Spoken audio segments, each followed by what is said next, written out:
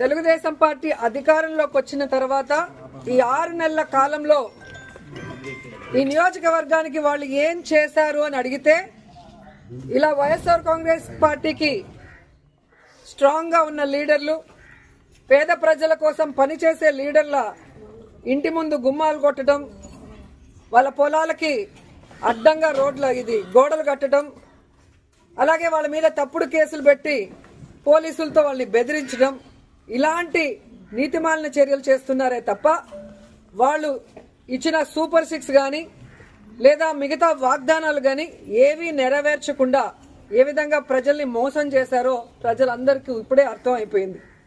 కానీ దురదృష్టం ఏంటంటే ఈ పంచాయతీలో తాగే నీళ్ల దగ్గర నుంచి ప్రజలకి అన్ని అందుబాటులోకి తీసుకొచ్చే సచివాలయం, ఆర్బీకే సెంటర్ అన్నీ కూడా ఇక్కడ లీడర్లు వాళ్ళ ల్యాండ్ ఇచ్చి కట్టించి ప్రజలకు అన్ని అందుబాటులోకి తీసుకొచ్చారు.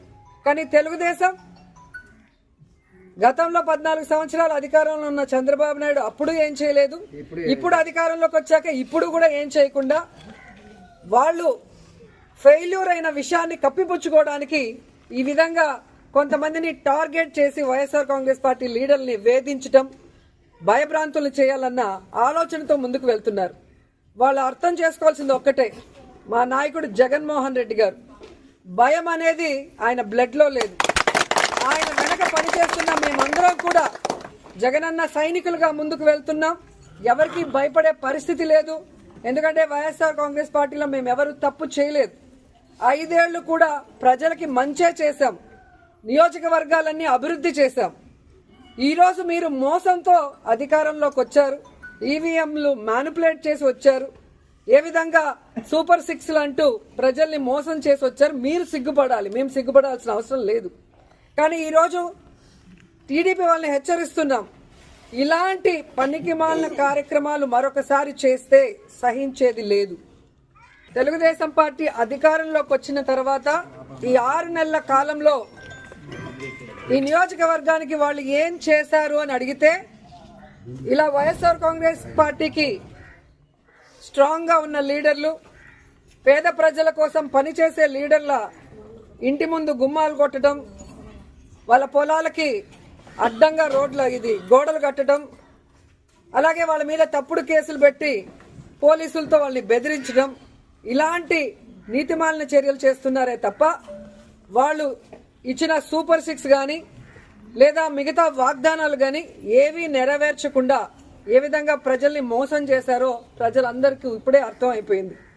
కానీ దురదృష్టం ఏంటంటే ఈ పంచాయతీలో తాగే నీళ్ల దగ్గర నుంచి ప్రజలకి అన్ని అందుబాటులోకి తీసుకొచ్చే సచివాలయం, ఆర్బీకే సెంటర్ అన్నీ కూడా ఇక్కడ లీడర్లు వాళ్ళ ల్యాండ్ ఇచ్చి కట్టించి ప్రజలకు అన్ని అందుబాటులోకి తీసుకొచ్చారు.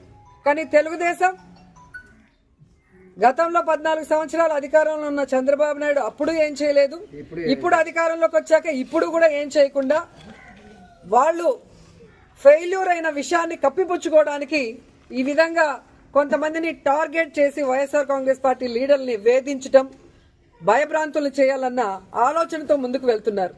వాళ్ళు అర్థం చేసుకోవాల్సింది ఒక్కటే, మా నాయకుడు జగన్మోహన్ రెడ్డి గారు భయం అనేది ఆయన బ్లడ్ లో లేదు.